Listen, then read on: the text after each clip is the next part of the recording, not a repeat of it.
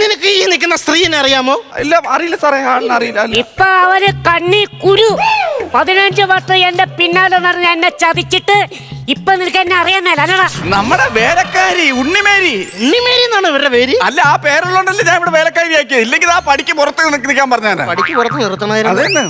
എന്നെ ഇങ്ങനെ കെട്ടിയില്ലെങ്കിൽ ഈ കാണുന്ന മാവേലി ഞാൻ തൂകും. അതൊരിക്കലും നടക്കൂല സാർ. ഇവൻ ഇതല്ല, ഇതിലപ്പുറം പറയും.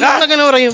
ഈ കഴിഞ്ഞ ഫെബ്രുവരി 14-ാം തീയതി എനിക്ക് അരഞ്ഞാണം വരെ മേടിച്ചുകൊണ്ട് തന്ന ഇങ്ങോട്ട്. ഉമ്മ സാറേ, എന്റെ കയ്യിൽ നിന്ന് ഒരു കൈ ചെയിൻ ഊരി താഴെ പോയി. ഞാൻ എടുത്ത് എവരെ കൈ കൊടുത്തു, അത് അവർക്ക് അരഞ്ഞാണം. കണ്ട ഇപ്പൊ പറയുന്നത് കേട്ടോ. മീശമാധവൻ സിനിമ കണ്ടേച്ച് വൈകുന്നേരം 11 മണിയായപ്പോ ഒരു കെട്ട് മയിൽപ്പീലിയായിട്ട് വന്നേക്കണു. ആ അരഞ്ഞാണം കട്ടുകൊണ്ട് പോകാനായിട്ട്. സാറേ, ഞാൻ അത്തരം പരിപാടികൾ ഒന്നും ചെയ്യൂലെന്ന്. കാരണം എന്താണെന്നറിയാ, എന്റെ തറവാടിന് എന്റെ അച്ഛന് യോജിച്ച കാര്യങ്ങളല്ല അത്തരം കാര്യങ്ങൾ. കാരണം എന്റെ അച്ഛൻ ആരാന്നറിയാവോ? സ്വാതന്ത്ര്യ സമര സേനാനിയാണ് സാറേ. ഒരു സ്വാതന്ത്ര്യ സമര സേനാന്റെ മോനാണോ? അതെ. കൺഗ്രാചുലേഷൻസ്. അച്ഛനിപ്പോ എവിടെയാ?